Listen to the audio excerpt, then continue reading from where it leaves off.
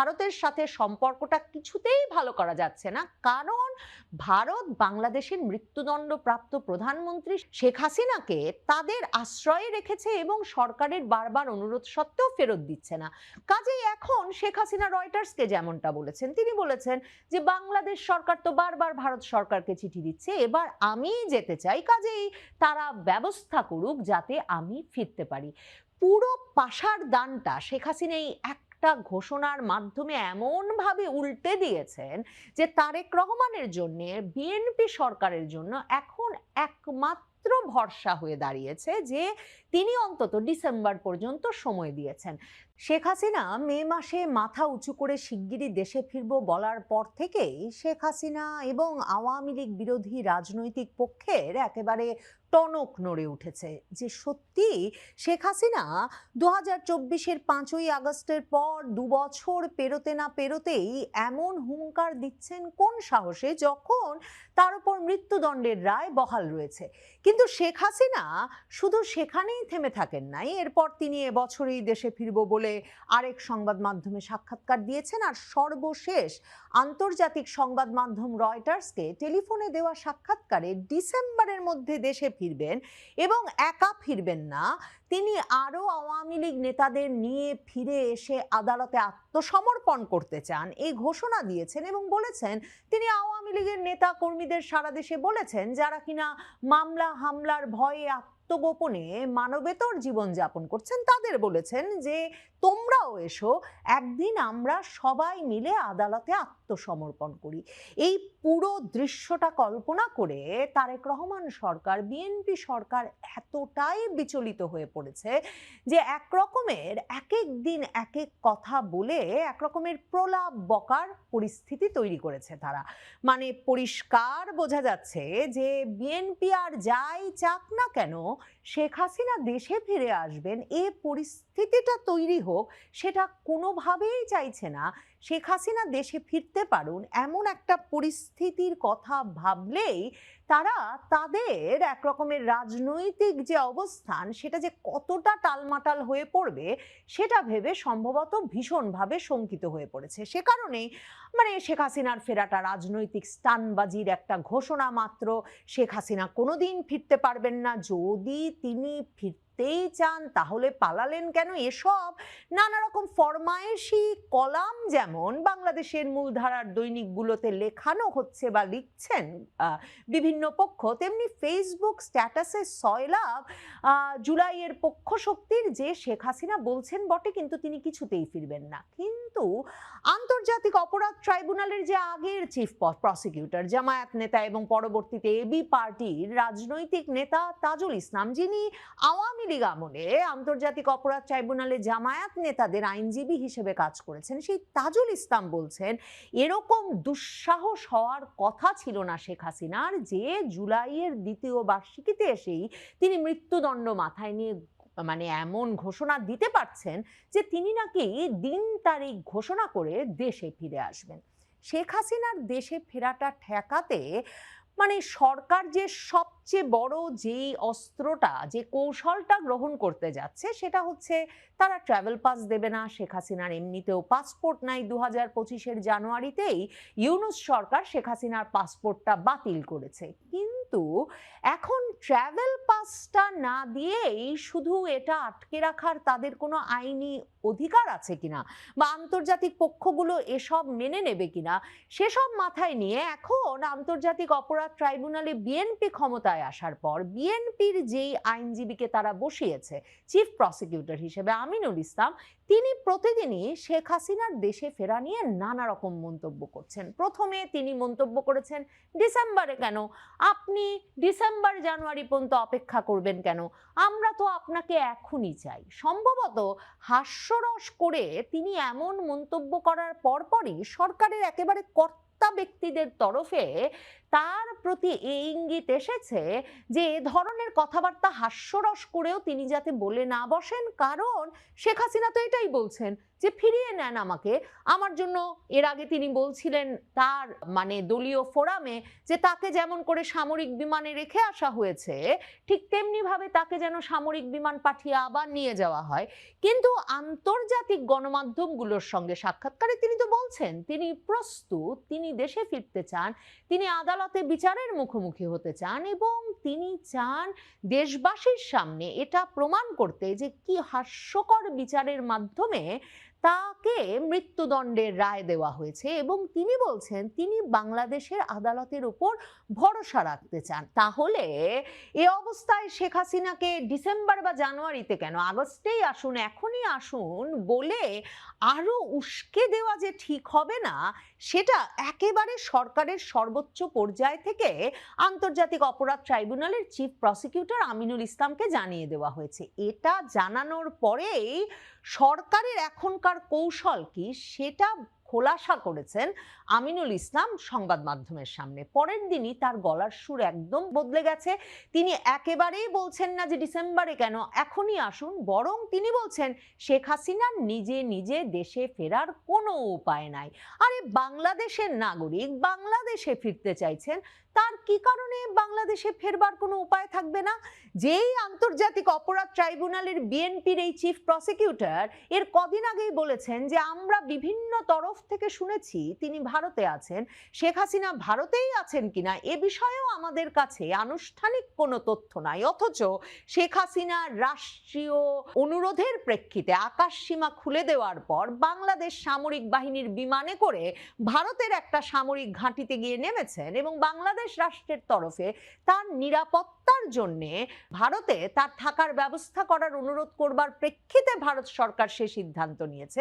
অথচ বাংলাদেশের একটা গুরুত্বপূর্ণ আদালত আন্তর্জাতিক অপরাধ ট্রাইব্যুনালের চিফ প্রসিকিউটর বলছেন তিনি বা তার আদালত নাকি আনুষ্ঠানিকভাবে এটা জানে না। তাহলে নভেম্বরে শেখ হাসিনার মৃত্যুদণ্ডের রায় হওয়ার পর কোন তথ্যের ভিত্তিতে ইউনূস সরকার ভারত সরকারকে প্রত্যর্পণের অনুরোধ জানিয়ে চিঠি লিখেছিল? এরপর এখন বিএনপির এই চিফ প্রসিকিউটর বলছেন তাই তার সরকার মনে করে শেখ হাসিনার নিজে নিজে এসে আত্মসমর্পণের কোনো সুযোগ নেই। এটা দুই দেশের মধ্যে কূটনৈতিক এবং আইনি প্রক্রিয়ায় সিদ্ধান্ত গ্রহণের মাধ্যমে হতে হবে যে শেখ হাসিনা কবে কখন কিভাবে দেশে ফিরবেন। তার মানে শেখ হাসিনা মুক্ত অবস্থায় একটা বিমানে করে এসে ঢাকা বিমানবন্দরে নামবেন সেটা ভেবে গা শিউরে উঠছে রীতিমতো বাংলাদেশের বর্তমান সরকারের। তার মানে জুলাইয়ের ঘটনা প্রবাহের জন্য এই যে বিচার বিচার বলছেন বটে বিএনপি সরকার, কিন্তু বিচারের মুখোমুখি তারা যে করবেন তাদের চোখে যিনি সর্বোচ্চ অভিযুক্ত সেই ব্যক্তিটিকে বা তাকে বিচারের কাঠগড়ায় দাঁড় করাবেন সেই হিম্মত, সেই ব্যবস্থাপনা, সেই ক্ষমতা, সেই সক্ষমতা বিএনপি সরকারের নেই বলে সরকার একরকম নিজেই স্বীকার করে নিচ্ছে এবং তার ফলে তারা যেই আদালতকে এই বিচারের ভার দিয়ে দিয়েছে সেই আদালতের প্রধান কৌশলীকে দিয়ে বলাচ্ছে যে শেখ হাসিনা যিনি বাংলাদেশের নাগরিক, যিনি বাংলাদেশের সাবেক প্রধানমন্ত্রী, পাসপোর্ট বাতিল করা হয়েছে, নাগরিকত্ব বাতিল করা হয় নাই, সেই ব্যক্তির নাকি বাংলাদেশে নিজে নিজে আসার কোনো অধিকার নেই। তিনি নাকি আসতে হলে বাংলাদেশ এবং ভারতের মধ্যকার কূটনৈতিক এবং আইনি প্রক্রিয়ার মধ্য দিয়ে আসতে হবে। কিন্তু ভারত সরকার তো তাকে বন্দী বলেই মনে করে না। ভারত সরকার তাকে কোনো অপরাধের জন্যে অভিযুক্ত ব্যক্তি হিসেবে বাংলাদেশ রাষ্ট্রের কাছ থেকে পায় নাই 2024-এর 5ই আগস্ট। 2024-এর 5ই আগস্ট যখন শেখ হাসিনা ওই দেশে গেছেন তখনও শেখ হাসিনাই বাংলাদেশের নির্বাচিত প্রধানমন্ত্রী, সাংবিধানিকভাবে শপথ নেওয়া প্রধানমন্ত্রী এবং প্রধানমন্ত্রীর নিরাপত্তা নিশ্চিত করতেই শেখ হাসিনাকে রাষ্ট্রীয় মর্যাদায়, রাষ্ট্রীয় ব্যবস্থাপনায় ভারত রেখে আসা হয়েছিল। কাজেই ভারত যাকে বন্দী মনে করে না সেই ব্যক্তিকে বন্দী প্রত্যর্পণ চুক্তির আওতায় কি করে বিএনপি সরকারের কাছে বা তারেক রহমান সরকারের কাছে দেবে? কাজেই তারেক রহমান সরকার, বিএনপি সরকার জানে সেটা ভারত কিছুতেই করবে না। তার উপর তো আন্তর্জাতিক কোনো পক্ষই আসলে এমন মামলায় আর এমন বিচার কাজের পর যে মামলায় মৃত্যুদণ্ডের রায় হয়েছে, সে মামলা আর সেই মৃত্যুদণ্ডের রায়ের ওপর ভিত্তি করে ওই মৃত্যুদণ্ড প্রাপ্ত আসামিকে প্রত্যর্পণ করবে না। কারণ রাজনৈতিক উদ্দেশ্য প্রণোদিত মামলায় অভিযুক্ত ব্যক্তিকে প্রত্যর্পণ আন্তর্জাতিক আইনের যেমন লঙ্ঘন, তেমনি রাজনৈতিক মামলায় মৃত্যুদণ্ড হতে পারে এমন কোনো মামলায় অভিযুক্ত বা দণ্ডপ্রাপ্ত ব্যক্তিকেও প্রত্যর্পণের আন্তর্জাতিক অধিকার সাধারণভাবে আরেকটা দেশের নাই। ভারত এমন ধরনের কোনো বেআইনি কাজ করবে না, সেটা বিএনপি সরকার, তারেক রহমান সরকার খুব ভালো করে জানে।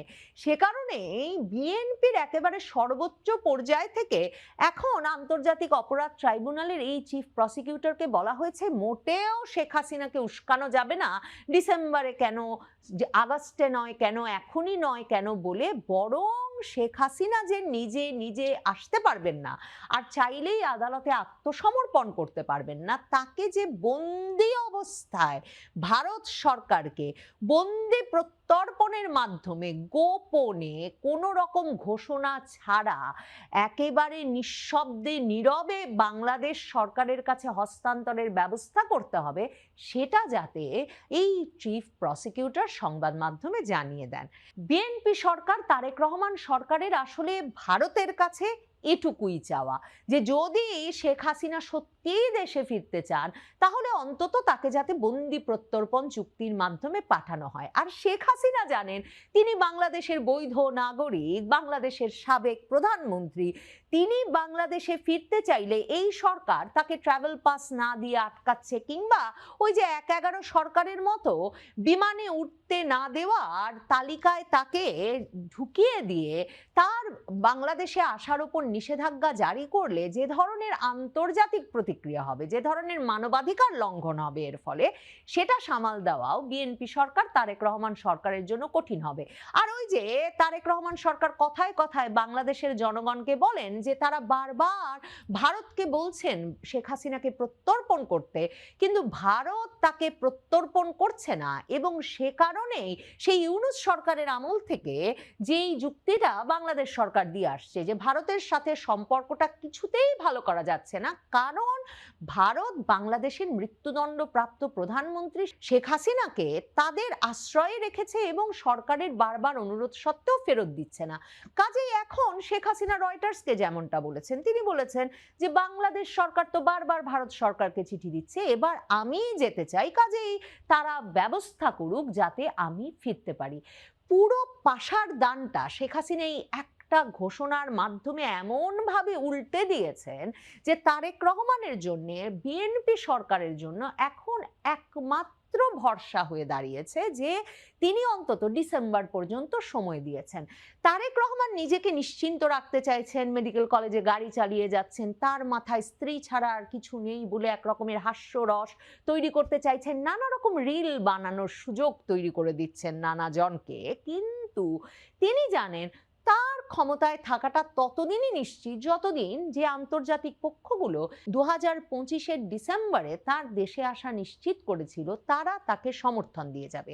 কাজেই তারেক রহমানও বুঝতে চাইছেন কোন আন্তর্জাতিক পক্ষগুলোর অবস্থানের কারণে, সমর্থনের কারণে শেখ হাসিনা এমন একটা দিন তারিখ ঘোষণা করে ফেলতে পারলেন যে ডিসেম্বরেই তিনি ফিরবেন। একা ফিরবেন না, আরো আওয়ামী লীগ নেতাদের নিয়ে ফিরবেন এবং এসে আদালতে আত্মসমর্পণ করবেন। আওয়ামী লীগ নেতারা বলছেন লাখো কোটির সমাবেশ ঘটিয়ে ফেলবেন তারা শেখ হাসিনার আগমনের প্রেক্ষিতে। তারেক রহমান জানেন 2007 সালের 1/11 সরকারের সেই ঘোর দুর্দিনে শেখ হাসিনা জেদ করে প্লেনে চেপে বসে বাংলাদেশে ফিরে ঢাকা বিমানবন্দরে কেমন মানুষের ঢল নামিয়েছিলেন। তারেক রহমান জানেন শেখ হাসিনা দেশে ফেরার আগেই এমন সব পথ পরিবর্তন ঘটে যেতে পারে যে শেষ পর্যন্ত শেখ হাসিনার দেশে ফেরার বিষয়টা নিয়ন্ত্রণ বা ব্যবস্থাপনা কোনোটারই দায়িত্ব তার হাতে নাও থাকতে পারে। এসব বিবেচনা করেই তারেক রহমান শেখ হাসিনার দেশে ফেরার ঘোষণায় যতটা বিচলিত ততটাই নিরুত্তাপও থাকতে পারছেন বটে। কারণ তারেক রহমান জানেন এসব সিদ্ধান্ত গ্রহণের মালিক তিনি নন।